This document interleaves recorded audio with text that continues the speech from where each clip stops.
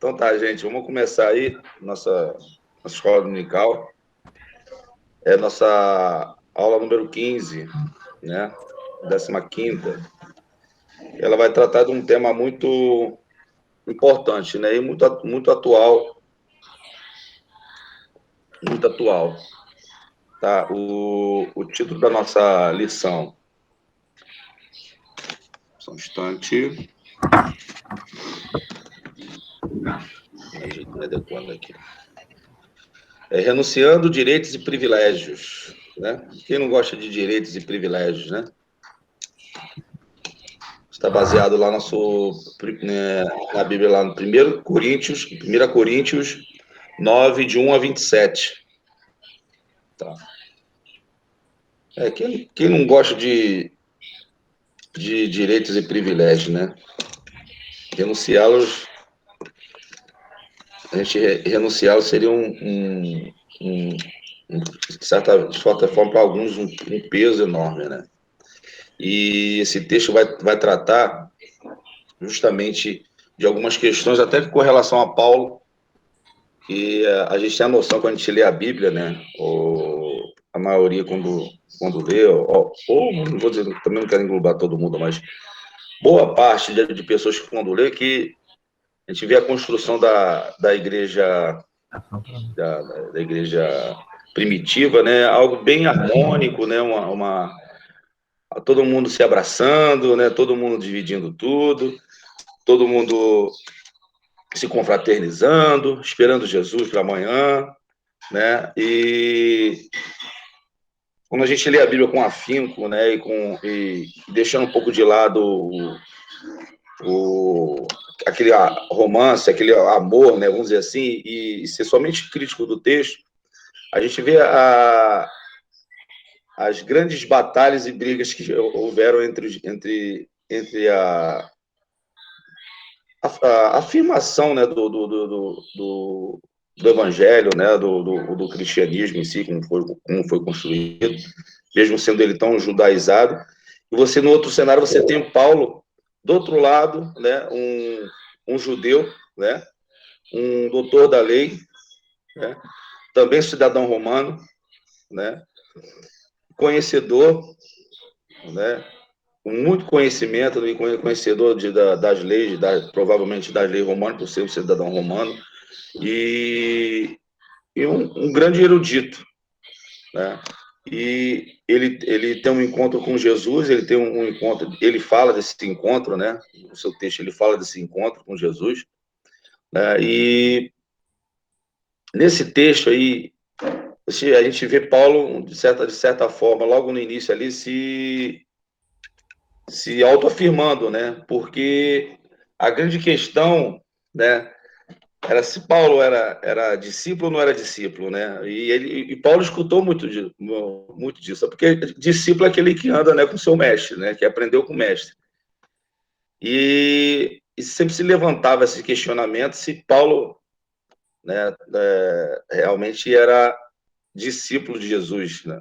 É claro que a gente entende, a gente vê no texto que Paulo era um perseguidor da igreja, né? E ele se converte ali num encontro, ele narra esse encontro, né? Ele fala desse encontro, e ali ele recebe uma incumbência, né? Ele tem uma incumbência de elevar, antes sendo um perseguidor, e agora ele se coloca como linha de frente, né, na propagação desse evangelho, na propagação das boas novas.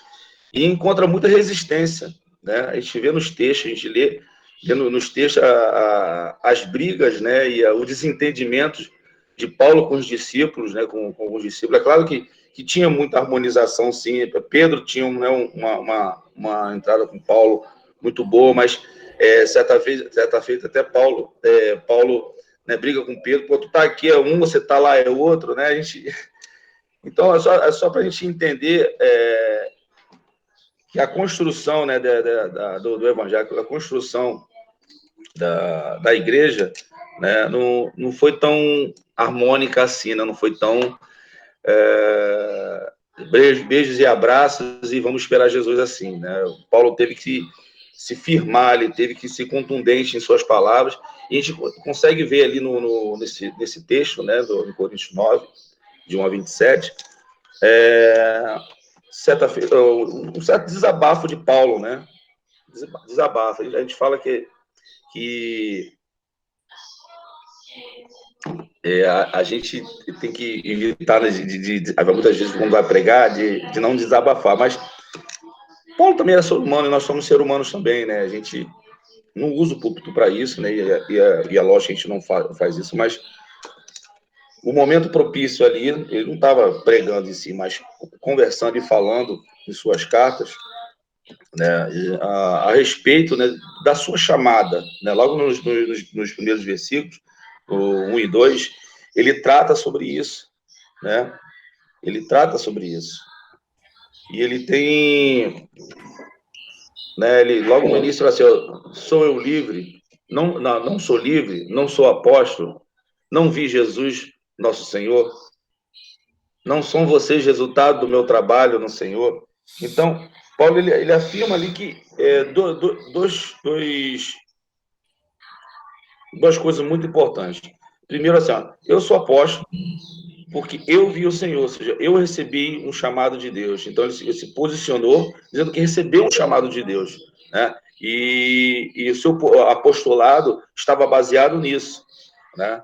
E o outro fator são as pessoas que estavam escutando ali, né? No caso, seriam as pessoas que ele arrebanhou, né? E ele fala assim, não são vocês o resultado do meu trabalho, ou seja, tanto estou confirmando aqui o meu apostolado, porque vocês são resultado desse apostolado, né? E nesse versículo 1 e 2, ele afirma, né? Ele se autoafirma, né? Se posiciona, eu sou um apóstolo de Cristo, independente se vocês acreditam ou não, né? No caso, ali, as pressões que ele sofria dos discípulos, que ele sofria, e então ele se autoafirma, né? Se coloca, se posiciona, né? Vocês são, eu sou apóstolo porque eu recebi um encontro com ele, e esse encontro foi contundente, né? E vocês são resultado desse encontro, vocês são resultado do meu apostolado, porque nada pode ser tão confirmador que o resultado do seu trabalho, né? Vocês estão aí, vocês são resultado do meu trabalho. Então, se realmente ele fosse uma pessoa que não tivesse essa posição, ou não adotasse essa posição, ele não teria provavelmente os resultados que teve, né? E a gente vê assim que ele vai construindo uma ideia, né, de que mesmo tendo, né, a posição que alcançou, né, sendo um cidadão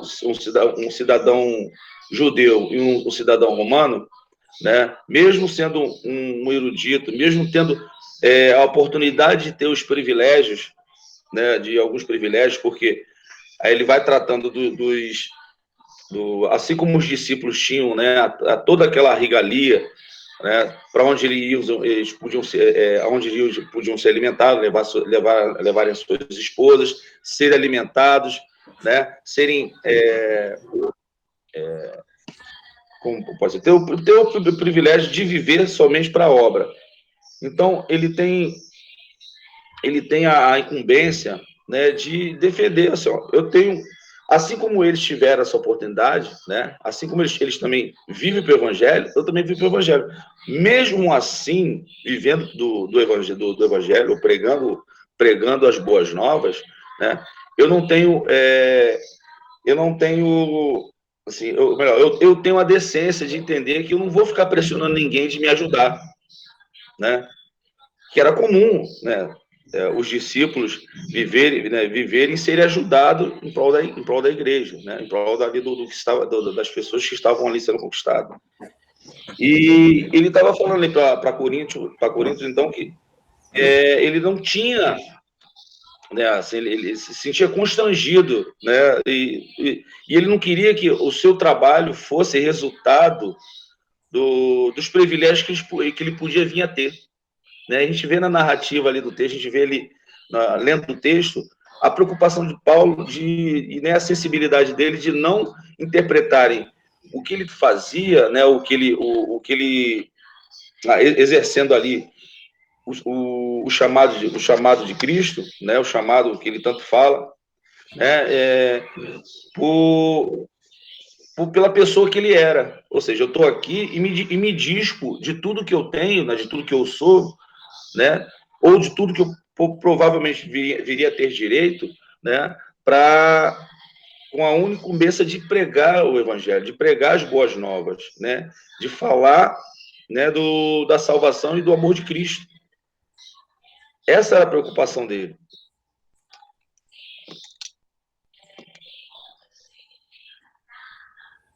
E ele fala, né, que esses direitos, né, ele não queria constranger ninguém, né, e nem se sentir constrangido, porque o mais importante era a mensagem que ele tinha que entregar, a mensagem que ele tinha que colocar, né, a postos, né, aquelas pessoas que, no caso, passavam por ele. Então, ele usava isso em sua defesa. Então, ele falava assim, no versículo 3, ele fala assim: esta é a minha defesa diante daqueles que me julgam. Então, quando ele fala dessas coisas, né, no caso da defesa, ele está falando, no versículo 3, está falando com relação à sua autoafirmação, como eu já disse antes, né, anteriormente. Né, ele está afirmando aqui, e aí, assim, essa é a minha defesa. Né? E no 4, ele, não temos nós o direito de comer e beber, né? E aí, o versículo 5, o versículo 3, o versículo 5 e o versículo 6, que é mais contundente, ou será que apenas eu e Barnabé não temos o direito de deixar de trabalhar para termos sustento? Então, ele estava falando, pô, de certa forma, ele não queria se sentir constrangido, pô, às vezes eu posso precisar, né, e ser mal interpretado, né, mas também ele também não queria usar desse privilégio, desse direito, para forçar as pessoas a contribuírem com o seu ministério. Ele tinha pessoas que contribuíam com o ministério dele, mas ele não, o posicionamento dele ali era que as pessoas não interpretassem, né, o fato da pessoa, a pessoa que ele era não ser como se fosse ser obrigada ou sentindo a obrigação de contribuir, dele ter esse privilégio de estar, como eu posso falar, à vontade ali, assim, de não trabalhar, né, e viver inteiramente da obra. Então, o que me chega, né, eu tô aqui, eu recebo de bom grado, mas eu não vou exigir das pessoas, né, esse direito, né? Eu não vou exigir das pessoas esse direito, tá? E muitas vezes ele fala um texto, né, que ele não sentiu na obrigação das pessoas fazerem isso por ele, tá? É consciente que a gente tem noção que ele foi ajudado, de certa feita, assim como os outros discípulos foram ajudados, né? Os outros apóstolos foram ajudados, e por isso que ele levanta isso em questão. Né? Aí ele levanta a questão no Sérgio assim, quem serve como soldado às suas próprias custas? Quem planta uma vinha e não come do seu fruto? Quem apacenta um rebanho e não bebe do seu leite? Né? Então, assim, ele está justificando ali, é muito natural você ser abastecido, né? Se você planta, né? Quem planta quer colher, né? E a palavra fala que o trabalhador é digno, né, do seu trabalho, ou seja, do que ele colhe, dos seus frutos. Né? Então, quem apacenta um rebanho não pode beber do seu leite. Então, assim, ele está dois contrapontos, né? O fato de haver uma necessidade pelo fato dele estar se dedicando à obra, assim como os outros apóstolos, né, de estar tendo resultado ali, porque as pessoas estão sendo alcançadas pelo Evangelho, né, as pessoas estão sendo transformadas, né, estão se deixando, né, a ser transformadas, né, e ele diz que a naturalidade, se você vive do Evangelho, né, se você está totalmente dedicado a isso, né, é muito natural você ser abastecido pelas pessoas que estão por perto. Mas o contraponto, ele também ele se sente constrangido, porque ele também não quer ser abusado desse direito, né? Abusar desse direito, né? Parece até que é algo diferente de que hoje acontece, né? Que as pessoas, a gente viu os grandes rebanhos, né? As grandes igrejas, né? Os ministérios plano de tal, os ministérios de ciclano, né? Que tanto defendem, as pessoas tanto defendem, e aqui eu não quero fazer nenhum julgamento, mas é difícil você ver uma visão totalmente equilibrada, porque a gente sabe da necessidade daqueles que se dedicam à obra, né? A gente sabe da necessidade daquele que entregam a sua vida, né? Vamos dizer assim, para se dedicar, né, à pregação do evangelho, né? É claro que você não limita ninguém a trabalhar, mas tem pessoas que realmente, eu quero fazer isso, mas será que todas elas, né, se sentem constrangidas, né, de não acabar com o leite das ovelhas, que não se sentem constrangidas, né, de acabar com o fruto daqueles que plantam, né, daqueles que realmente trabalham para que outros, né, se dedicam à obra. Então, é esse contraponto que eu quero levantar aqui, né, e Paulo levanta assim, da necessidade que ele tem, né, e até onde ele pode ir em função dessa necessidade. A gente vê que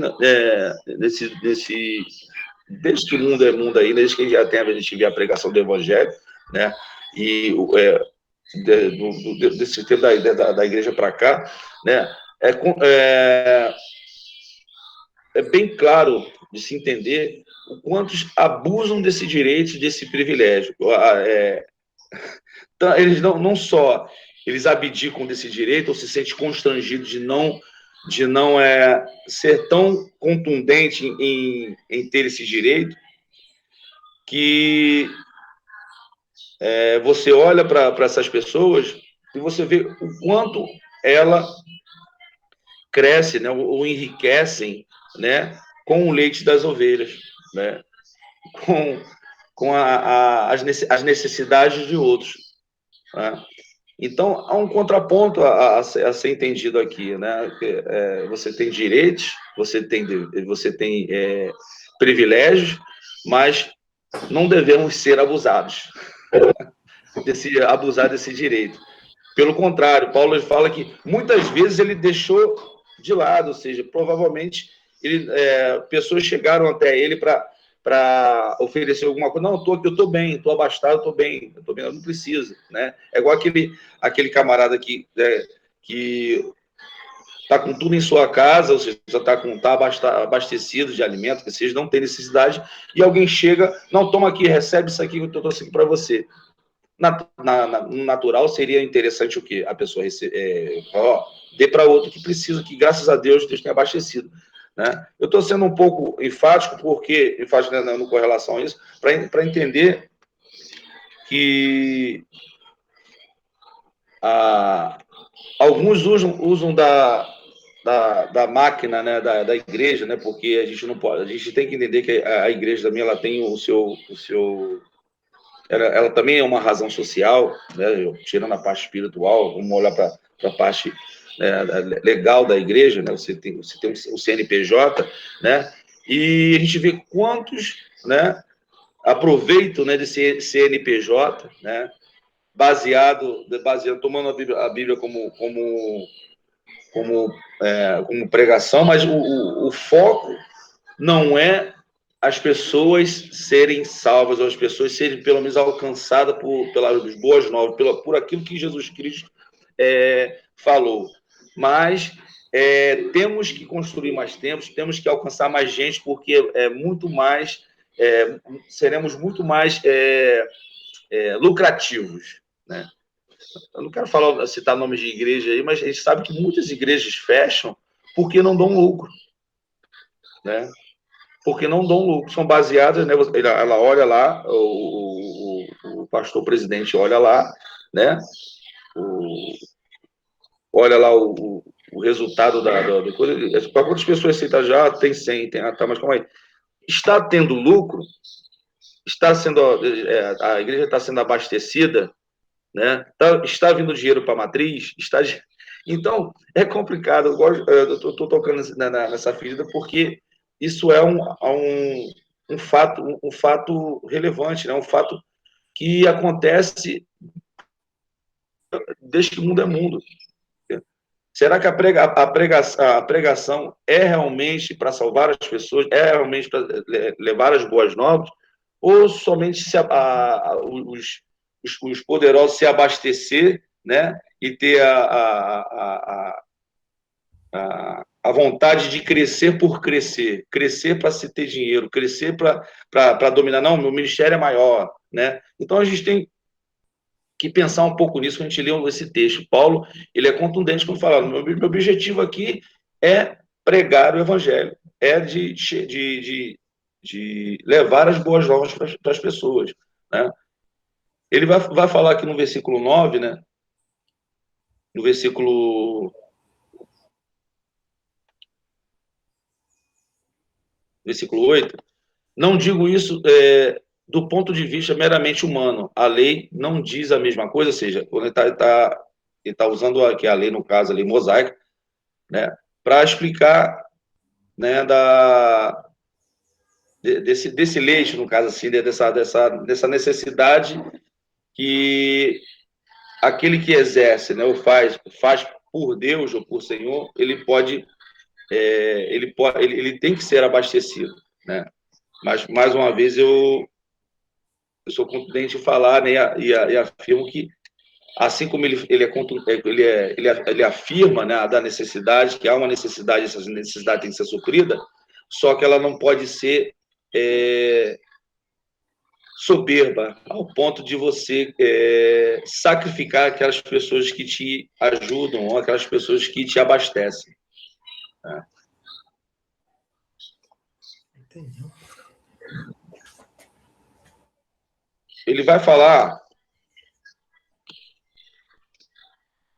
né, ele toca no versículo 13 até com relação ao templo, né, os levitas você tinha os levitas, aquele para a coisa acontecer do templo, né, no caso, a parte, toda aquela parte de limpeza, né, de dedicação, né, não, quando eu falo do templo, não falo somente da parte espiritual, né, do que o judeu cria, né, ele crê ou cria,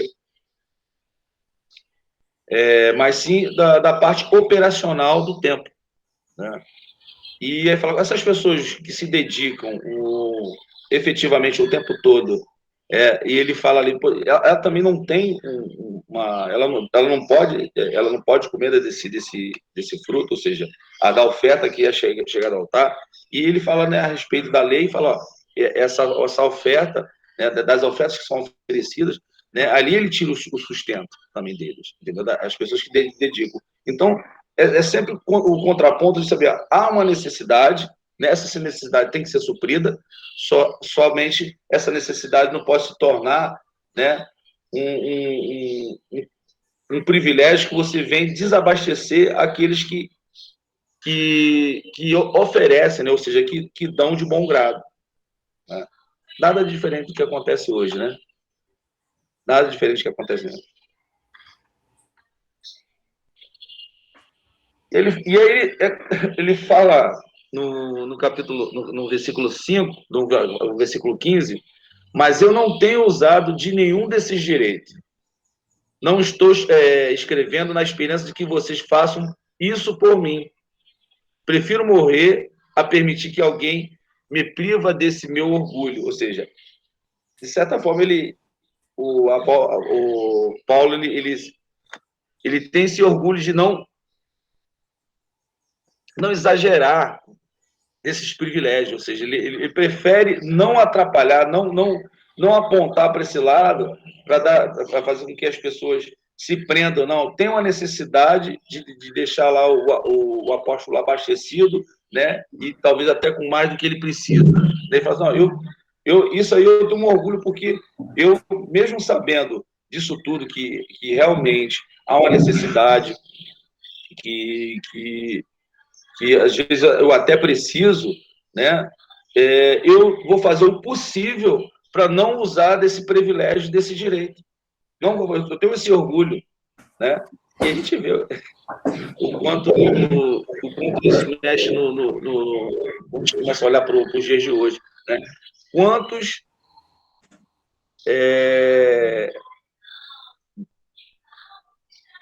ou seja, não consegue enxergar dessa forma, ou seja, não prefere, né, acabar com o leite das ovelhas, prefere acabar com os frutos que foram produzidos, né? Ou seja, é só acumulador de riquezas, acumulador, né, de privilégios, né?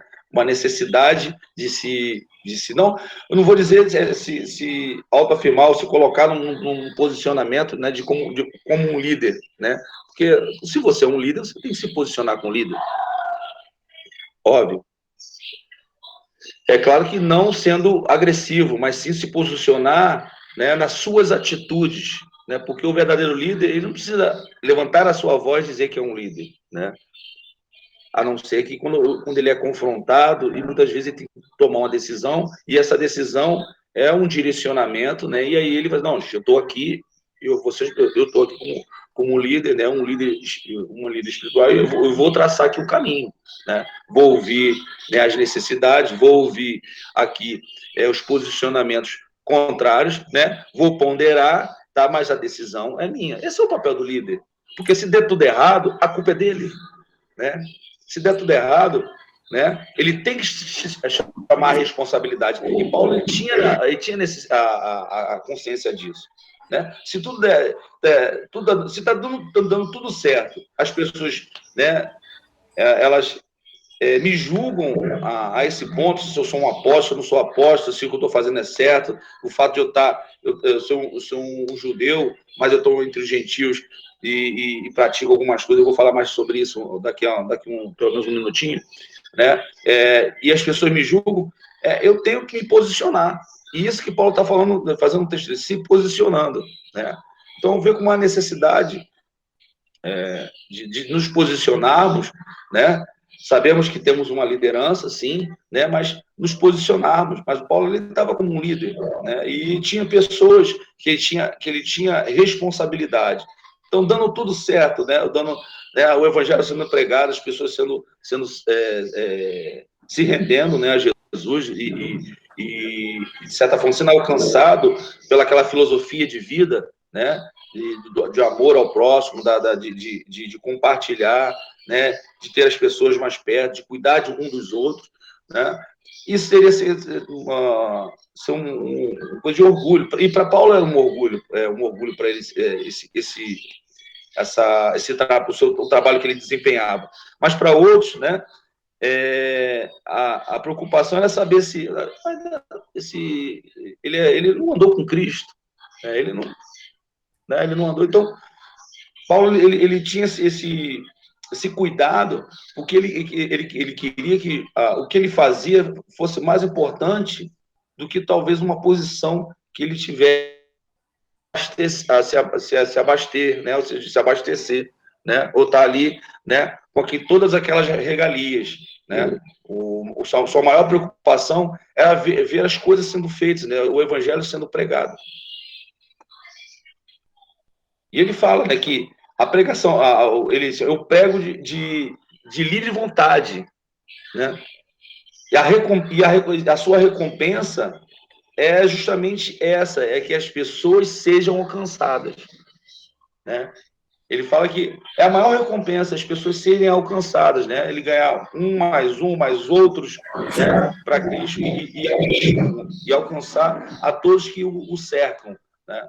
Então, pelo fato da gente sabe, pelo fato de Paulo ter essa cumplicidade, né, com o ID de Jesus, né? A gente vê pelo fato das viagens que ele faz, o máximo da sua mão onde ele pôde alcançar para esse evangelho ser propagado, né?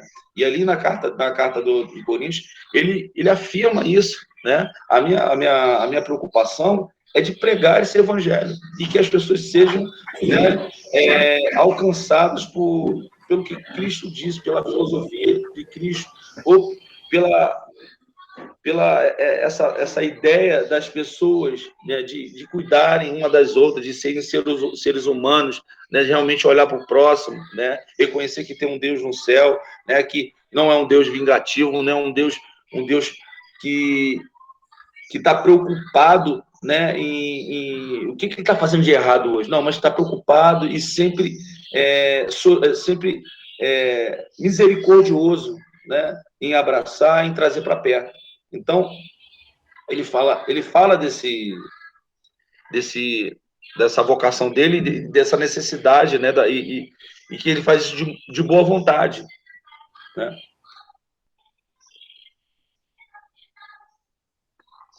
E assim, ele sabe, né, que ele é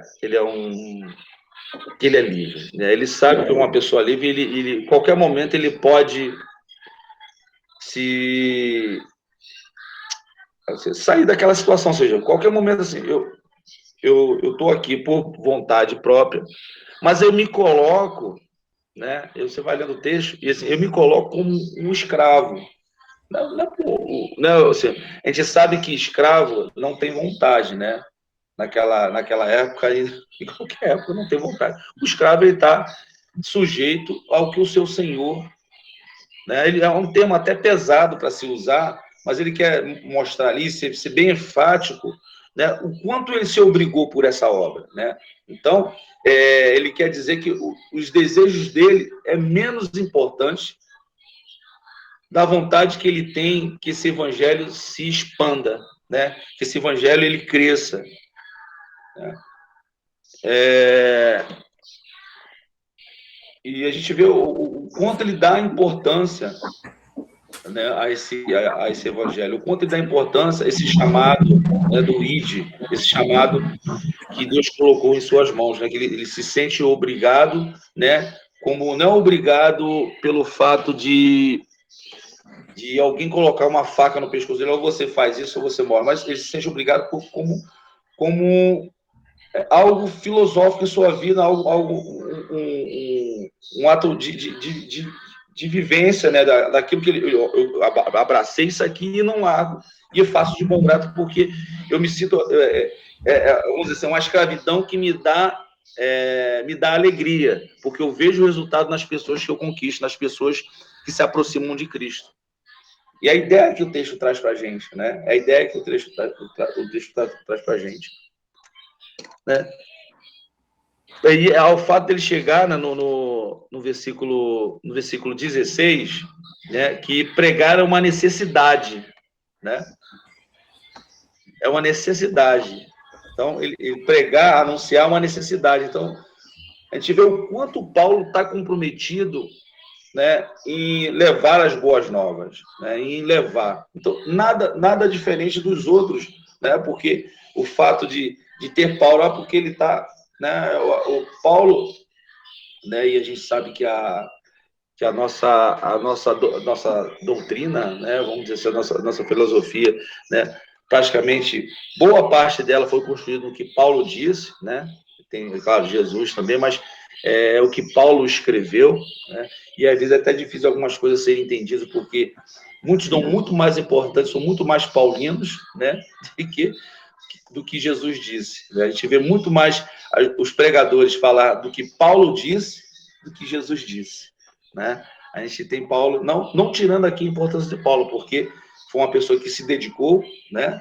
Uma pessoa que foi para a linha de batalha, quando ele botou a cara para bater, porque enquanto os discípulos estavam preocupados ali, né? Paulo e Barnabé também, que ajudou bastante, né? Estavam preocupados em trazer um Jesus judaizado, ou seja, um cristianismo judaizado, né? Paulo estava ali com o intuito de pregar o evangelho, né? Trazer, né, as boas novas e ponto, né? Sem apego a tradições, sem apego, né, ao judaísmo, né? E ele vai falar nisso, nesse mesmo texto, né, quando ele fala a respeito da sua pessoa, né, da sua pessoa como judeu, né, e ele também no meio dos gentios, ou seja, quando ele fala, quando está com judeus, né, ele, ele sabe que tem que ter uma linha, né, ele sabe respeitar, né, o espaço onde você está, né, então ele, quando estavam pregando de Jerusalém, ou estando em Jerusalém, ele cumpria todos os ritos, porque você não pode desconstruir uma cultura, né? Uma cultura, quando você está muito ali enraizado, né? Uma religião, é difícil você. E assim, e até para você ser aceito, é claro que nada que não venha denegrir a imagem, né? Nada que venha a te anular como a pessoa que você né? Mas entender que a cultura ali tem que ser respeitada, né? E ele também era judeu, então ele cumpria todos os ritos, mas os gentios, né? Ele não colocava os gentios na obrigação de exercer, né, aqueles ritos, né? Diferente dos discípulos, né? Diferente dos outros apóstolos que ainda trazia os resquícios dessa cultura, né, judaizada para dentro do cristianismo, para dentro do que Cristo falava, pelo fato de Jesus ser judeu, né, se entendia, não, a cultura é essa, talvez seja assim. Então, Paulo teve muito mais clareza de entender os espaços das pessoas, ou seja, por onde ele andava, ele sabia que tinha que se moldar, né, aquela forma, né? Por isso que a gente vê aquele texto quando ele fala, né, me fiz de louco para ganhar os loucos. Isso não quer dizer pelo fato dele cometer loucura, né? Ou tá ali, né, até envolvido ali, né, de certa forma, e no momento correto ele entrar com a palavra e ele tentar mudar aquela situação para aquelas pessoas. Mas o que eu quero levantar é o respeito que Paulo tinha, né, pelas culturas dos povos que ele passava, né, sem agredir ninguém, né, de certa forma, ainda mais se ele queria que o evangelho entrasse, né, que a filosofia, né, ou aquilo que Jesus pregou, aquilo que Jesus colocou em suas mãos para poder fazê-lo, né, fosse propagado, que fosse, de certa forma, aceita, né, envolvida daquele lugar onde ele passava, né? É difícil você chegar num lugar, né, que todo mundo... Imagina você chegar numa casa, né, vamos fazer bem micro, né, vamos tirar o povo, vamos dizer que você chega numa casa, de ser recebido numa casa, você já está na casa dos outros, ponto, né? E ali as pessoas estão aculturadas de algumas coisas, de comida, o que seja, de forma de viver, né? E só que não é a minha. E eu tento forçar a barra. Não, isso aí está errado. Ah, porque não está errado assim, assim, sabe? Então, se não agride, né? Se não faz mal, né? Se não é ilícito, né? Isso até o lance do ilícito é meio complicado, porque dependendo da cultura, tem algumas coisas, de uma cultura para outra, é lícita e ilícita, né? Mas quando a gente fala em ilícito, vamos olhar no contexto, né, do direitos humanos, né, no contexto geral da humanidade, né? Mas você pode dosar. Então, não ser excessivo, cometer excessos, né, na sua pregação, na sua forma de falar ou de pregar, respeitando ali, né, a cultura, né, e a vontade. Primeiro, porque você está na casa dos outros. Segundo, porque você tem ali tem uma cultura diferenciada, né? E para você ter uma entrada, né, satisfatória, você tem que saber conviver com aquela diferença, porque de certa forma tem uma certa diferença da sua. E ele fala nesse texto dele, né? Nesse texto a Coríntios, né? Que ele, a sua maior preocupação é se fazer entendido, né? E não sufocar a cultura alheia, não sufocar as pessoas que estavam ao seu redor, as pessoas que ele tinha entrada, né? E fazia por um objetivo maior do cerne do que Cristo falou, né? De amar as pessoas, amar o seu próximo, de você se dedicar, saber que existe um Deus que cuida de você, que está sempre com os braços abertos, né? Não para te julgar, mas para sempre te tê-los aos braços, de tê-los em sua presença. Né? No versículo 22, ele é bem claro quando fala isso, né? Ele fala, para com os fracos, tornei-me fraco, para ganhar os fracos. Tornei tudo para com todos, para de alguma forma salvar alguns. Muitas vezes ele não teve sucesso, provavelmente sim, né? Se ele falar alguns, né? Você poderia falar salvar todos, né? Tornei-me tudo para com todos, para que alguns, de alguma forma, salvasse alguns. Então ele sabia que talvez não teria sucesso com todo mundo, mas alguém ele ia alcançar. Né? Então, a necessidade de respeitar a cultura alheia, de se respeitar as pessoas que estão perto, né? E é importante quando a gente ouvir, como você falar, ter a noção que você talvez não esteja agredindo ninguém, né? É claro que quando a gente fala, né, por isso que a gente evita muito de falar sobre... porque não se fala de pecado, porque pecado, todo mundo é pecador. A nossa obrigação é de falar das boas novas de Cristo, né? Saber que vocês vão encontrar alento. Se vocês olharem para Cristo, vocês vão encontrar um ombro amigo. Isso é muito mais importante do que você falar, você está fazendo isso errado, você está fazendo aquilo errado, de você apontar o erro de alguém, porque se você procurar erro em mim, você vai achar. Ontem eu estava até brincando com a Débora, assim, eu estava brincando com a Débora, assim,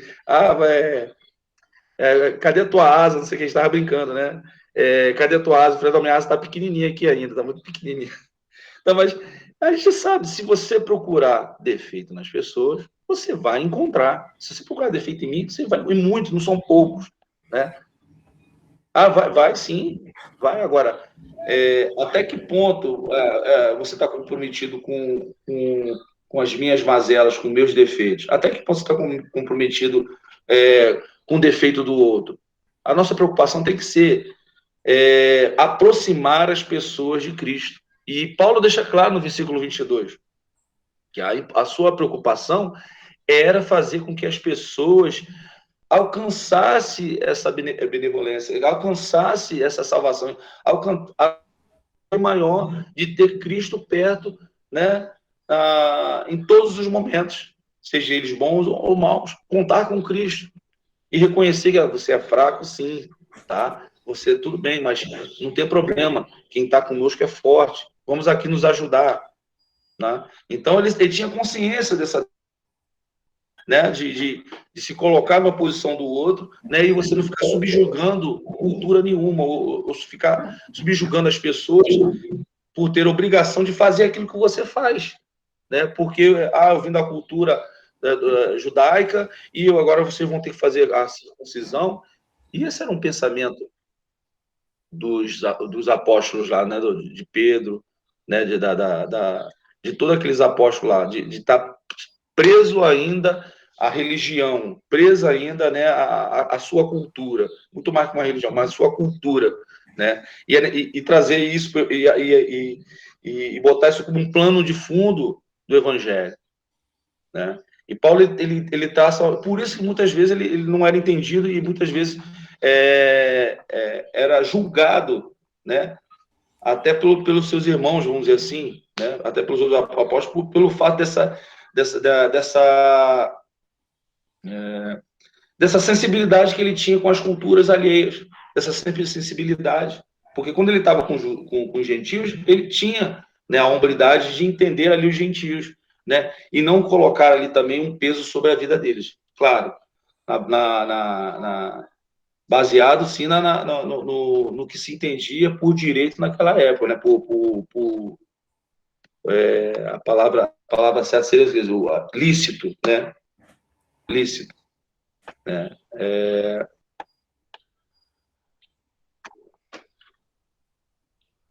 E aí ele fala ele traz um exemplo, né, desse. Por que ele age dessa forma? Por que ele se dedica tanto? Porque ele tenta fazer as coisas com muito afinco, né, e com muita responsabilidade, né? Aí eu vou pedir, né, uma pessoa que como é que fala, que é catedrático nisso, né? Carlos, fala para a gente aí qual os requisitos básicos para um grande atleta, seja ele qual for, futebol, fala para a gente aí.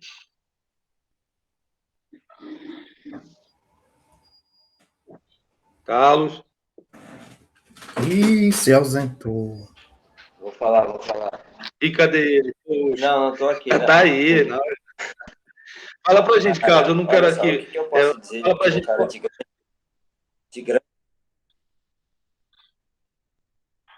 de grande performance, cara? Se você for pensar atletas de grande performance, né?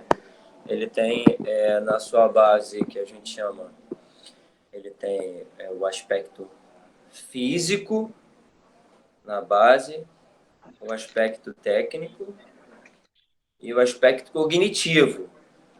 Mas todos esses caras, eles vão se diferenciar principalmente pelo aspecto cognitivo que não faz com que esse cara eu o diferencie de todos. Mas ele sempre tem muito bem fisicamente, que ele é determinado, ele é empenhado, é um cara que tem foco. Você vai ver todo cara de grande performance, ele não desiste, ele não se entrega com facilidade. Mas o que eu poderia dizer ele tem físico, ele tem técnico e ele tem cognitivo. Se você for pensar como um atleta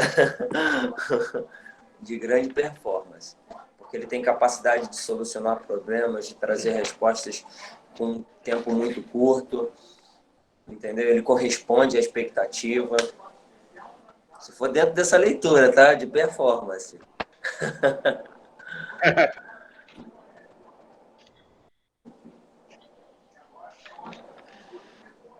Foi?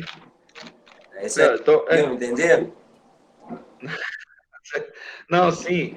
Mas assim, eu vejo que o atleta, né? Ele é um cara, né? Além de ter, né, o perfil, né?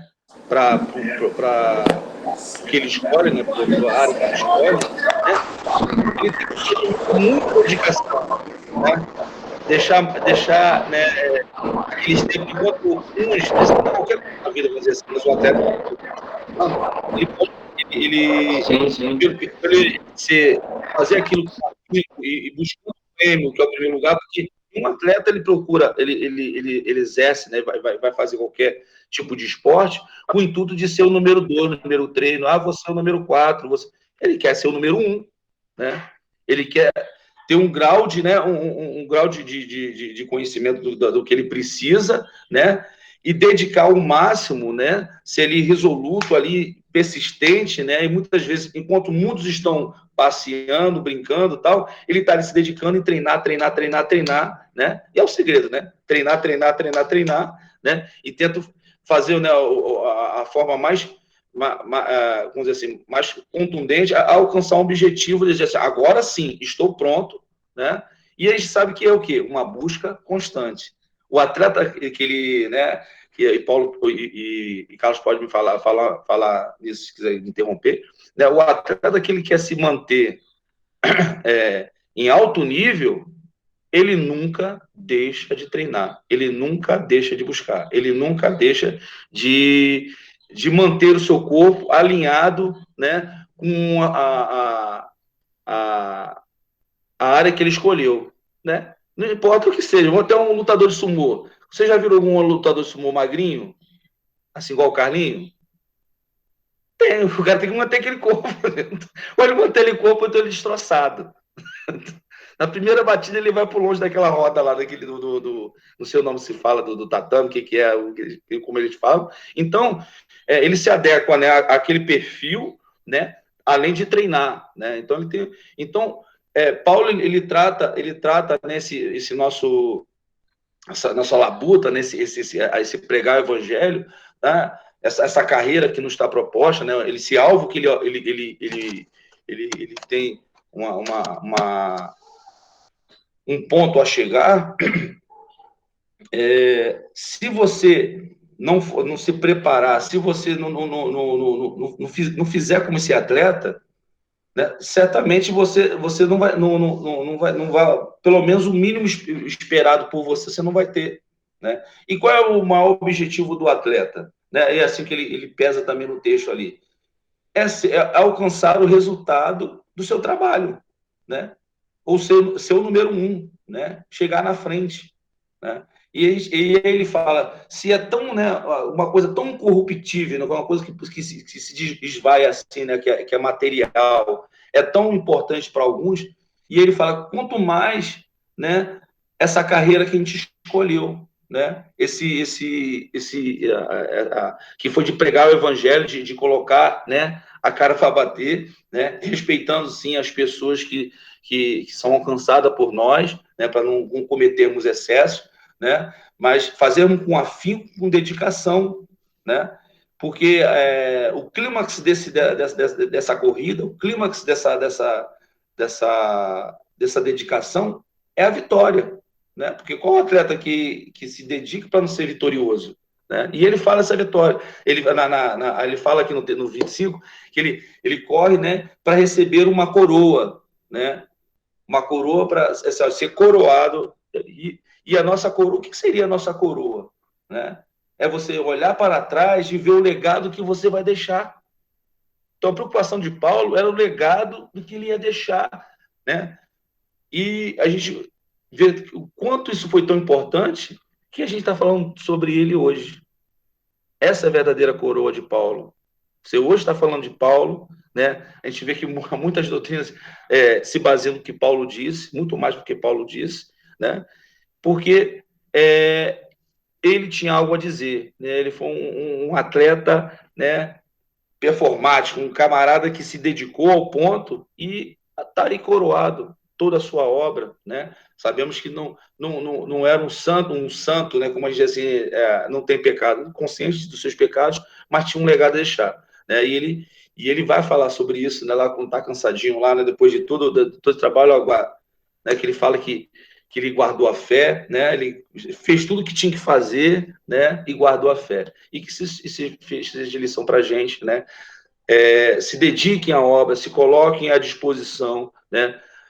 Muitas vezes nós não seremos compreendidos, mas a ideia certamente a gente sempre está afinado, sempre respeitar a opinião alheia, né? E a cultura alheia. Sabemos que se queremos ter mais resultados, sabemos que as pessoas têm que ser respeitadas e assim alcançaremos a muitos. Sabemos que também que essa coroa, que esse legado que a gente vai deixar é bem maior, né, do que da pessoa que nós somos, né? Eu fico feliz aí, né?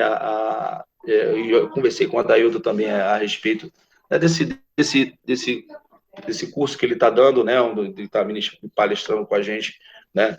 E muitas pessoas vão ser alcançadas, né? Porque a maior preocupação nossa, né? Nossa igreja, desde do início, né? É de trazer algo sólido e verdadeiro às pessoas, e não enganar ninguém. Que aqui o nosso maior desejo é que as pessoas sejam alcançadas pela verdade de Cristo, não pela verdade de A, não pela verdade de B, mas pela verdade de Cristo e pela verdadeira verdade, né? Mas eu quero agradecer a vocês aí por terem me suportado até agora. E alguém tem alguma pergunta a fazer para o Adailto responder? Eu gostaria de fazer um destaquezinho aqui importante nesse texto, né? Aqui, na minha concepção, a igreja de Corinto, né, é uma igreja que está na Grécia, né? Uma comunidade que está na Grécia. E na Grécia, principalmente em Atenas, né, é a terra do debate público, né? É a terra da argumentação, entendeu? Então, o líder não era aceito somente por dizer, olha, eu vi a Cristo, ele me ungiu e pronto, sabe?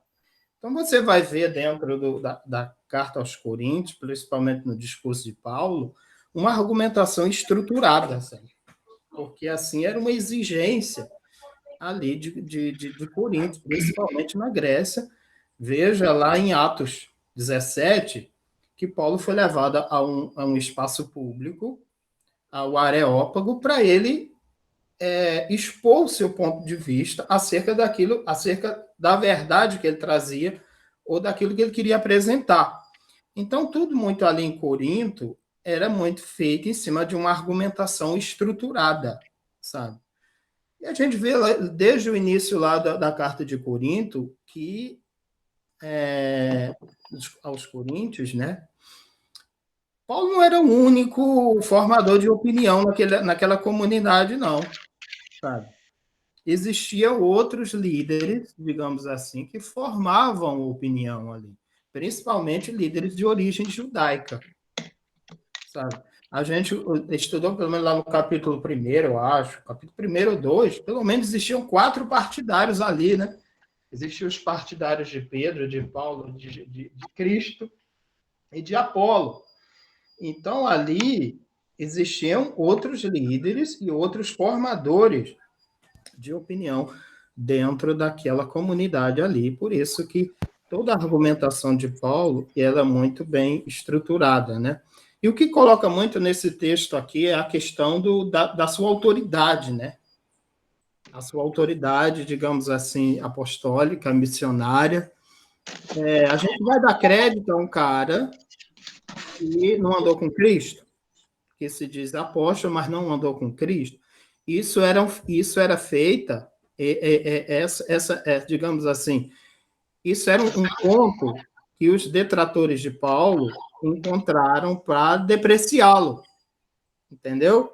Dentro dessa, é estranho dizer, mas dentro dessa arena de debate, né? E até um ponto não tão negativo assim, porque dá-se a entender que era uma igreja que exigia um bom preparo, né? Pelo menos dos seus líderes, ter pelo menos uma argumentação que fizesse sentido, né? Então, a questão central aqui é a autoridade dele, né? Será que a gente deve dar crédito a esse cara? Será que, como ele não andou com Cristo, como ele não estava ali presente com os apóstolos, será que a gente vai dar um crédito para ele? Ele tem essa autoridade toda do que ele fala, né? A gente deve segui-lo. Então, era uma igreja difícil porque não era igreja de um líder só, não. Tinha outros também que formavam ali, formavam opinião, sabe? Paulo, você vê que toda a argumentação aqui é baseada em algo que já estava ali. A conversa, digamos assim, a conversa nos bastidores já estava ali, né, rodando, e ele faz essa argumentação, né? E o verso 1 e 2 é ele mesmo fazendo perguntas retóricas, né? Cheio de perguntas retóricas no início, né? Justamente para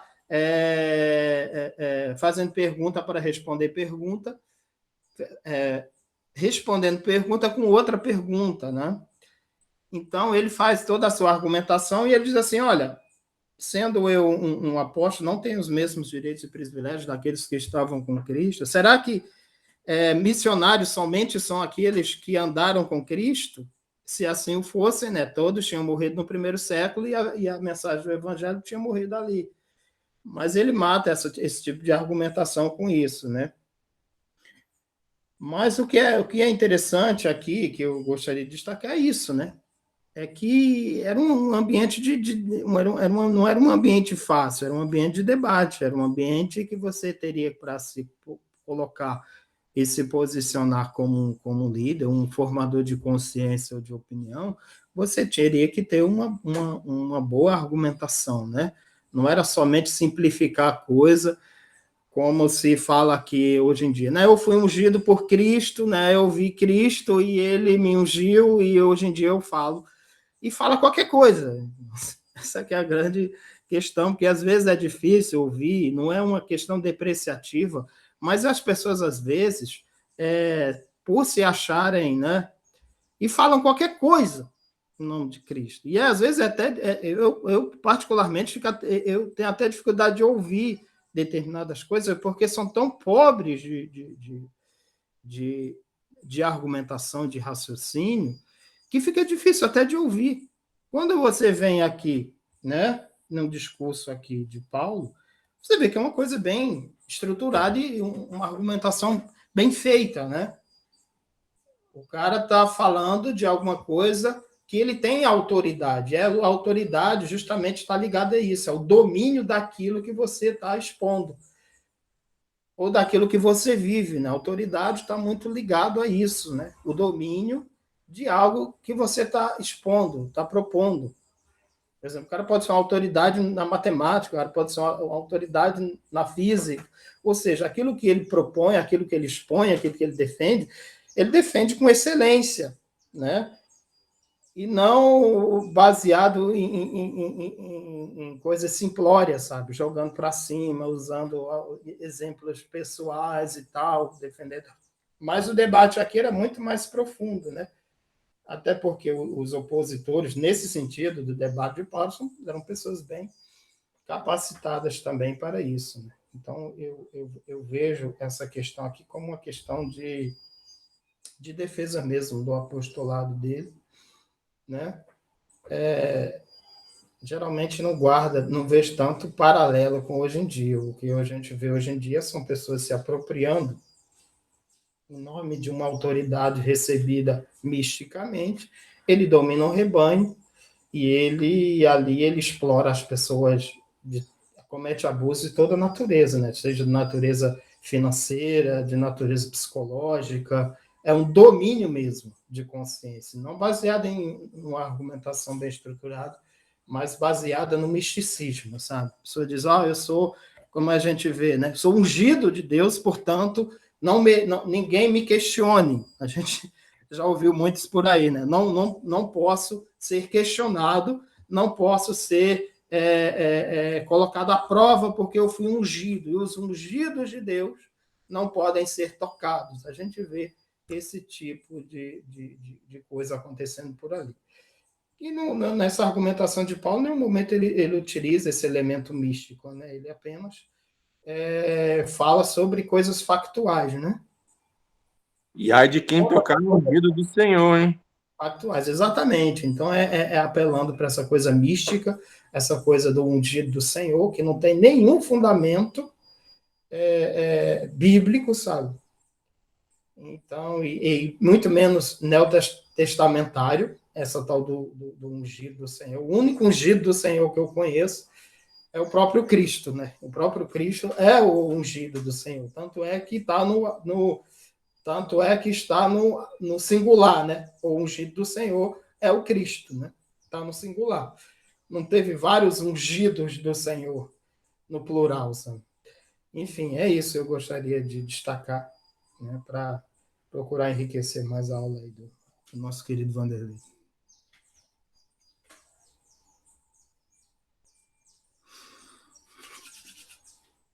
Contigo aí, Jair.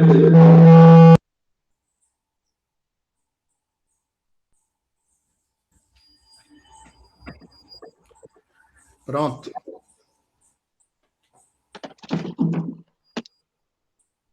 O Adailton, pode falar, pode. Vocês conseguem me ouvir aí? Os finais aí. Sim. Então beleza.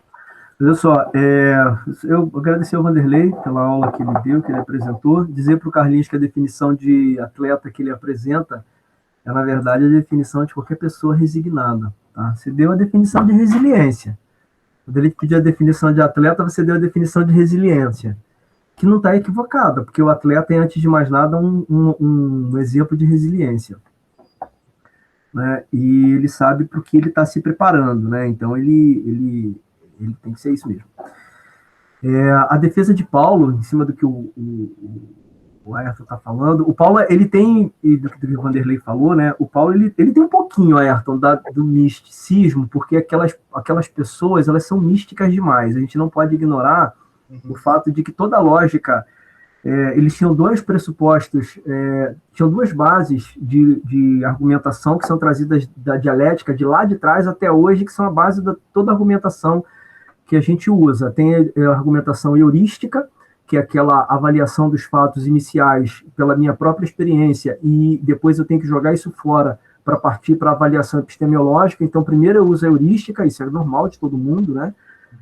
E, inclusive, a criança faz isso de forma sem perceber, né? Então, você usa a interpretação heurística no primeiro momento.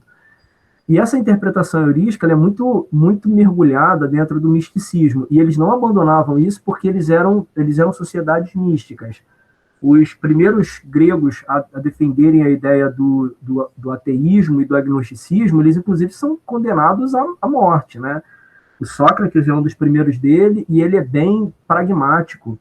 Tem uma história engraçada sobre Sócrates, que a gente nunca vai saber se é verdadeira, que quando ele foi condenado à morte, e os juízes dizem para ele o seguinte: você está condenado à morte, e ele, como resposta, diz o seguinte: vocês também, é só uma questão de tempo. Então, a argumentação deles, todas elas também se baseavam na questão espiritual, porque eles entendiam que o mundo divino era um mundo real. Tá? E nessa feita, o cristão acaba entrando também nessa condição de que o mundo divino é um mundo espiritual. Você quer ter prova disso, tá? A gente está numa escola dominical, eu posso falar isso sem muita dó. Então, você quer ver uma prova disso, é que Jesus nunca prometeu voltar para buscar ninguém. Você vai ler os evangelhos, a gente vai lá na frente nos cursos, por exemplo, no curso que a gente está fazendo, eu vou falar sobre isso, mas Jesus nunca prometeu que vou voltar para buscar vocês. Jesus era um homem judeu, com uma mensagem judia, falando para homens judeus, e ele fala sobre o que Jesus vai falar sobre voltar, ele vai falar fazendo referência a Daniel, que inclusive é uma grande discussão se Daniel estava certo ou não, porque Daniel importa um pouco da escatologia dos babilônios. Então, ele importa um pouco disso, e aí tem essa discussão se ele estava certo ou não. Mas Jesus, ele vai fazer referência a isso. E aí, quando você vai ver Paulo falando dos primeiros Coríntios, né, o Paulo é que vai dizer que o Paulo vai afirmar como ele vai voltar, como vai voltar. E se você pega, por exemplo, os pentecostais para dizer isso para eles, você tem uma briga acirrada. O cara vai dizer para você que você está equivocado. Eu conversava com um amigo meu que também tem uma formação teológica boa, né, e ele me chamou de desviado. Você está desviado porque você está... Cara, eu não estou desviado, a gente está discutindo evangelho, você está discutindo teologia, você precisa acreditar, nem eu preciso acreditar. Isso não é fato, isso é fé. Fé é uma coisa, fato é outra. Então, se você está falando, Paulo tinha um pouco dessa defesa, porque ele mesmo acaba dizendo, eu também fui chamado, eu não estava com ele, mas eu vi na estrada, e a gente admite isso por fato, embora seja só uma declaração de fé. Tá? Quando Paulo encontra, eu sempre convido vocês a essa maturidade de interpretação. Quando Paulo encontra Jesus a caminho de Damasco, isso não é um fato histórico, isso é uma interpretação de fé. Claro que, como eu sendo cristão, eu interpreto isso como um fato histórico porque o eu cristão vê isso como um fato que aconteceu e entende que o Jesus, Deus, se manifestou a um homem. Mas, novamente, isso não tem nenhuma uma indicação empírica, não pode ser experienciado, isso é só uma narrativa de fé. E o Paulo acaba fazendo essa defesa. Dito isso, o Paulo é a melhor pessoa para fazer a defesa do evangelho no Areópago, dado todo o cabedal de conhecimento que ele tinha e toda a sua capacidade de argumentação. Então ele consegue convencer muita gente disso. E essa carta, a segunda, 1 Coríntios, na verdade, ela é a segunda carta. Né? A primeira carta aos Coríntios ela não é encontrada, mas ele manda uma primeira carta com os mesmos conteúdos da segunda. E aí os coríntios, como você bem disse, Ayrton, eles respondem dizendo o seguinte, vem cá, quem te deu essa autoridade? Por que você está querendo ensinar isso pra gente?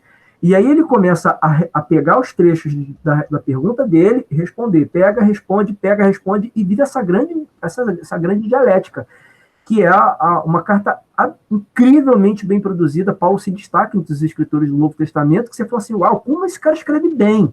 Mesmo traduzindo para o português, você tem a riqueza do grego ali presente, como esse cara era bom para escrever, porque ele argumenta bem. E o poder de síntese dele na hora de argumentar é incrivelmente grande quando ele fala sobre tudo que o Vanderlei falou no que diz respeito a É esse abrir mão. Eu tenho direito, como religioso, ou como líder religioso, a gozar dos frutos, a não trabalhar, mas ele abre mão desse direito e ele vai trabalhar. Ele é um palestrante que não ganha dinheiro com palestra, mas constrói tendas. Vamos lembrar que construir tenda não era uma atividade barata, era uma atividade muito cara, e aí é uma atividade que estava na rota de comércio, era uma coisa. E construir tenda é basicamente construir casa. Então era uma coisa muito cara. Paulo não era um cara pobre, mas ele era ajudado por muita gente porque ele tinha pouco tempo para fazer o que ele fazia como profissão. E aí ele faz essa abertura dizendo, eu abro mão dos meus vencimentos que eu poderia receber, abro mão dos vencimentos que eu poderia receber em prol do evangelho, porque eu não quero um evangelho de ganho, eu quero um evangelho de conquista, e ele apresenta esse evangelho a aqueles novos ouvintes. E você vê que era difícil pregar o evangelho naquele período. Dito isso, eu passo para o meu final para dizer o seguinte: por que era difícil pregar o evangelho naquele período? Vamos fazer uma comparação para hoje. Se você vai para a Europa, nos países mais maduros, né, os pentecostais e os neopentecostais vão dizer que a Europa é um continente desviado. Por quê? Porque só as linhas tradicionais do cristianismo conseguem se expandir muito lá. Por que isso? Porque essas linhas tradicionais, elas usam um cristianismo que é um cristianismo de argumento. Então você tem os tradicionais que conseguem alcançar uma grande parte da população que prega um cristianismo de razoabilidade, tá? Porque tem que ter uma boa argumentação, tem que ter uma boa defesa, porque as pessoas estão lendo, as pessoas... E, geralmente, quem frequenta isso... Eu vou falar uma coisa para vocês aqui, confesso para vocês. Quando eu era garoto, eu tinha uns 15, 16 anos, eu me achava um cara inteligente. E hoje, olhando para o passado, como eu era idiota, porque eu dizia que eu ia para a Europa e ia ser o grande missionário que ia pentecostalizar, estou criando um termo, pentecostalizar a Europa, porque todo o meu conhecimento pentecostal é muito grande. E você vai acabar vendo que lá, diferente daqui, né, e aqui é muito igual aos Estados Unidos, o pentecostalismo ele abraça muito mais as pessoas de menor instrução e os jovens. Por quê? Porque são experiências, como a gente falou, quando eu falei no início, como vocês falaram, que são experiências mais espirituosas. E o evangelho, pela argumentação da retórica que Paulo apresenta, que o Apolo apresenta, que o Cristo apresenta, esses exigem um pouco mais de conhecimento. E é esse evangelho que acaba prevalecendo nos países europeus, principalmente. Por quê? Porque ele exige um pouco mais de maturidade. E aí quem acaba praticando esse evangelho são pessoas mais velhas, com um cabedal de conhecimento acadêmico grande ou não, ou pessoas que às vezes são mais novas, mas que têm um arcabouço de conhecimento acadêmico um pouco maior. Por isso que a gente pode fazer essa comparação de hoje para lá, para o passado, porque naquela época era difícil pregar o evangelho. Por que era difícil pregar o evangelho? Porque você vê que Jesus ele cria uma nova linha dentro do judaísmo, e essa nova linha já tem, no mínimo, 4 outros defensores que se dividem. Aí você tem o Paulo que vai para uma linha, o Apolo que vai para outra linha, e aí você vai, cada um, defendendo um ponto de vista do evangelho. E tudo isso num mundo extremamente filosófico. O mundo que a gente vive hoje, ele é muito mais filosófico do que o mundo de Atenas, da Grécia, porque a gente herda toda essa discussão da Grécia, mas, infelizmente, a maioria esmagadora das pessoas para na argumentação heurística, ou seja, ela pega aquela argumentação inicial, infantil, né, que não é exatamente infantil, mas ela vira infantil a partir do momento que você coloca ela como primária, e única às vezes. Então, eu tenho a minha avaliação, que é uma avaliação, para a gente entender bem, é aquela minha avaliação momentânea, aquela avaliação da intuição, né? Que eu estou sentindo que alguma coisa vai acontecer, e aí depois eu vou pensar se esse meu sentir que alguma coisa vai acontecer tem alguma base científica ou não. Vou dar um exemplo para vocês entenderem, para encerrar. Estou falando muito que encheu o saco de vocês, até porque tem uma reunião agora. Tem um livro, né, Rápido e Devagar, Duas Formas de Pensar, que ele fala muito sobre isso. Eu já recomendei esse livro para vocês mais de uma vez. Se vocês puderem ler um livro, não tenho medo de livro grande, mas é um livro bem grande mesmo, porque ele tem letras pequenas, mas é um livro absurdamente bom. E aí ele diz o seguinte: um bombeiro chega uma história, tem um bombeiro norte-americano, cujo nome agora eu não vou me lembrar, ele chega num lugar e está pegando fogo. E quando ele entra, que a equipe toda entra lá nessa casa, ele automaticamente olha em volta e grita para todo mundo sair. Aí todo mundo sai, e quando as pessoas saem ali do lugar que está pegando fogo, eles chegam do lado de fora e perguntam: por que você pediu? Se a casa está pegando fogo, a gente foi lá para apagar fogo. Aí o chão explode e o chão onde eles estavam vem abaixo, e aí eles descobrem que o foco do incêndio estava no porão. Bom, ele disse que pressentiu que aquilo ia acontecer. Isso é heurística. Ele entrou no lugar e pressentiu que aquilo ia acontecer. E aí depois ele passa para um conhecimento academizado, ou seja, ele vai tentar interpretar por que ele sentiu isso. E quando perguntado no primeiro momento, ele disse, olha, só pressenti. Depois, quando avaliado o fato, as equipes... Aqui não tem muito isso, né? No Brasil, a gente faz as coisas a bangu. Mas lá, eles tentaram estudar por que aquele cara sentiu que aquilo ia acontecer. Por quê? Porque quando ele entrou naquele ambiente e ele sentiu o fogo pegando, percebeu que o fogo estava pegando fogo, é ótimo, o fogo estava consumindo tudo, mas era muito silencioso aquele incêndio, era muito silencioso, e ele percebeu que o maior calor não vinha de onde pegava fogo, o maior calor vinha de baixo.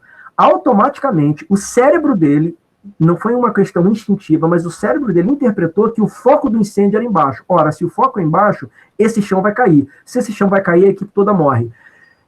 Essa construção toda só podia ter se dado através da experiência que ele tinha ao longo dos anos. Nenhum bombeiro jovem perceberia isso, mas ele percebeu isso. E isso aí já não é um conhecimento heurístico, isso aí já é um conhecimento balizado, né, e mais epistemológico. Então, é esse tipo de conhecimento que a gente deve buscar. Eu não posso jogar esse fora, mas eu preciso desse inicial para chegar até aquele. E Jesus, ele argumenta isso maravilhosamente bem, quando ele diz o seguinte, prestem atenção no que os fariseus fazem, mas ouçam o seguinte, façam essas coisas que eles mandam vocês fazerem sem esquecer daquelas. Ou seja, então peguem essa primeira experiência que vocês têm, pratiquem, e quando vocês forem fazer aquelas, ou seja, aquelas que realmente agradariam ao Pai, vocês vão entender por que vocês estão fazendo. Dito isso, seria essa minha contribuição, talvez, apequenada diante de tudo que vocês disseram, mas tem muito a ver com o que o Vanderlei disse sobre o Paulo abrir mão e dizer o seguinte, eu poderia exigir mais, mas eu não exijo. No entanto, eu quero apresentar para vocês por que eu não exijo. Por que eu penso que todo líder deveria abrir mais mão e ser menos exigente e entregar-se mais.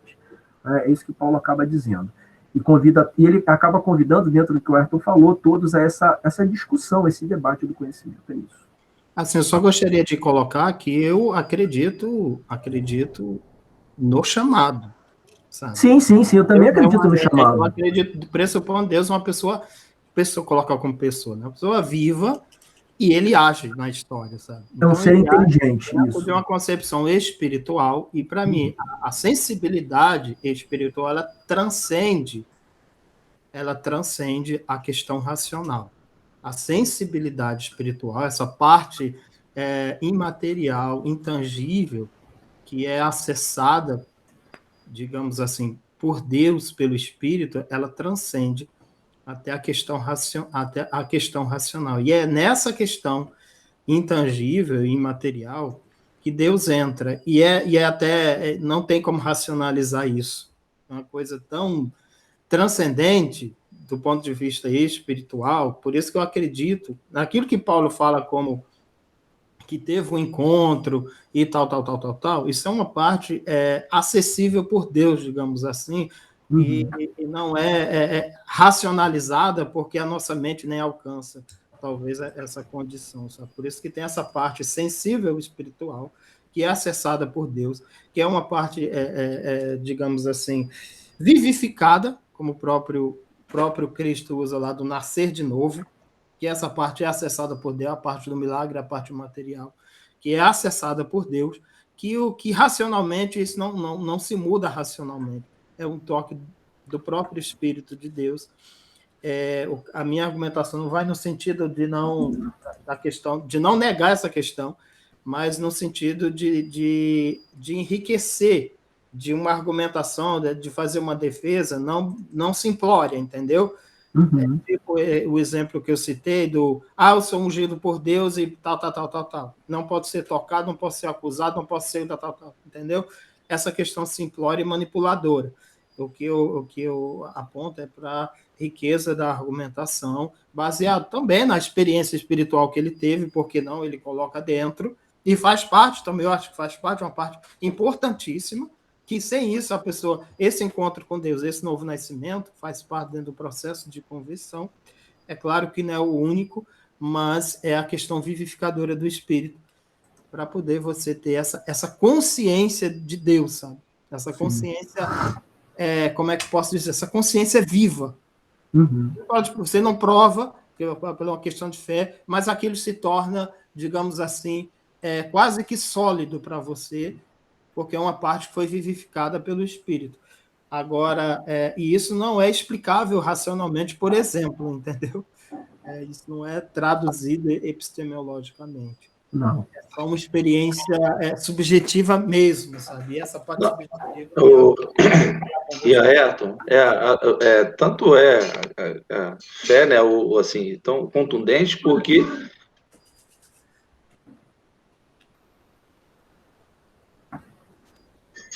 Cara... Ih, tá falhando. Tá falhando aí, Vanderlei. Você falou só contundente, aí a gente deixou de te ouvir.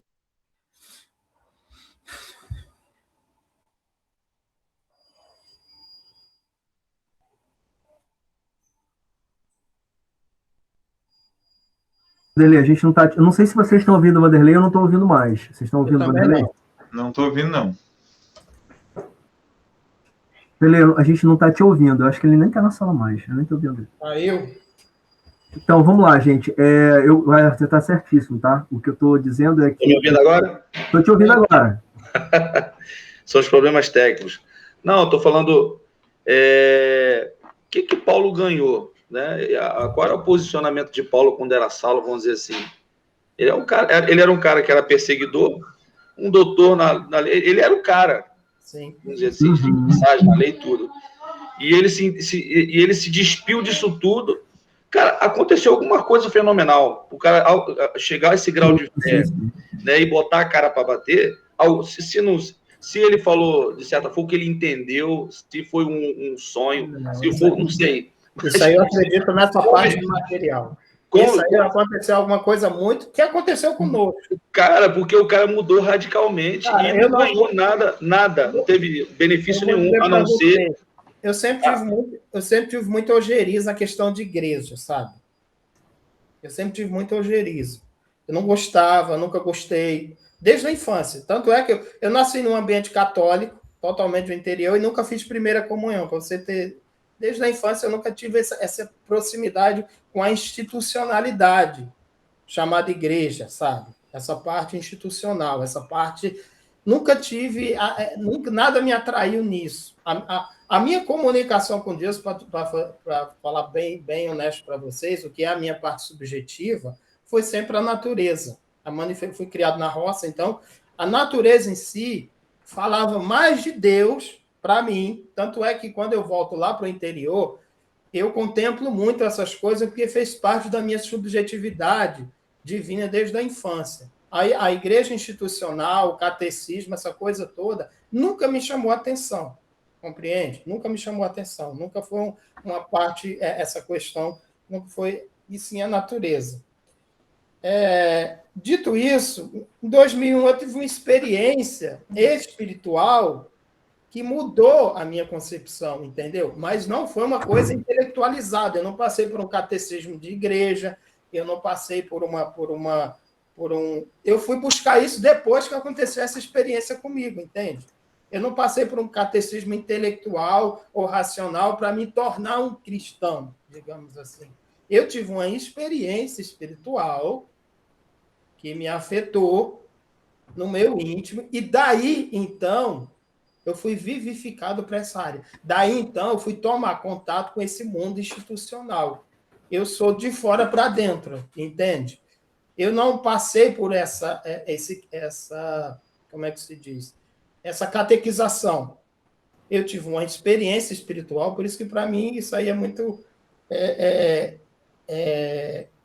profundo, porque aconteceu essa experiência lá na casa da minha irmã, comigo, no âmbito espiritual, sem a racionalização. E daí eu fui para dentro desse ambiente, compreende? Por isso que eu não sou tão apegado com a institucionalização. Porque a minha experiência espiritual foi dado de fora para dentro. Entendeu? Por isso que eu acredito, de fato, que a parte espiritual, nesse sentido, do toque, da sensibilidade espiritual, do mundo que Deus acessa, é muito claro para mim. Uhum. Depois eu fui presidente desse mundo da institucionalização, aí fui buscar conhecimento teológico, lei, blá, blá, blá, blá, blá, blá, entendeu? Mas a minha experiência foi de fora para dentro. Por isso que essa experiência que Paulo teve na estrada de Damasco, para mim, é bem mais, digamos assim, faz muito sentido. Vamos encerrar. Gente, obrigado aí, Vanderlei, obrigado a todo mundo. É o que vocês estão dizendo. Duas coisas só para falar aqui. Eu sempre falo dos pentecostais, mas eu falo no modo crítico, tá, gente? Não há nada menor. O pentecostal, ele não é nem o neopentecostal. Não é nada menor do que o tradicional, tá? Estão no pé de igualdade. Nenhum é melhor do que o outro. Então, o pentecostal, o neopentecostal e o tradicional são todos iguais. Não tem diferença entre todos iguais no sentido bom. Não todos iguais no sentido ruim. Todos iguais no sentido bom. Tá? Não tem nenhum demérito entre ser pentecostal ou ser tradicional, isso não faz diferença nenhuma. Eu só faço essa narrativa de descrição porque nós somos uma igreja declaradamente pentecostal, então eu posso fazer esse tipo de crítica. E a questão das paixões humanas, da alma, das questões de espiritualidade, elas são inexplicáveis. Eu, assim como o Ayrton, assim como o Vanderlei, também acredito muito no Deus pessoal que se relaciona com o homem, e eu preciso tentar revelar esse Deus às pessoas, que eu acho que ele é mais importante do que a nossa estrutura religiosa. Vamos encerrar, vamos orar para agradecer essa reunião. Deus abençoe a vida de vocês. Deus eterno, obrigado por essa reunião, obrigado por essa manhã, obrigado pela ministração da tua palavra. Eu acredito realmente que o teu Espírito Santo guia os homens e acredito realmente que você tem o Senhor, você tem uma intenção real de se relacionar com o ser humano e mostrar a tua face a todos os homens que estejam voltados a ti. A tua personalidade, o teu caráter, nada disso é simples, é tudo muito complexo e essa complexidade é que nos apaixona e que alimenta aguça a nossa curiosidade. Eu acredito que é por isso que o Senhor fez a cada um de nós homens curiosos e interessados em tentar te perceber. Que a tua misericórdia e graça seja sobre nós e que teu amor nunca se volte para longe de nós, mas sempre para próximo. Eu te agradeço por tudo e pela tua igreja. Em nome de Jesus, amém.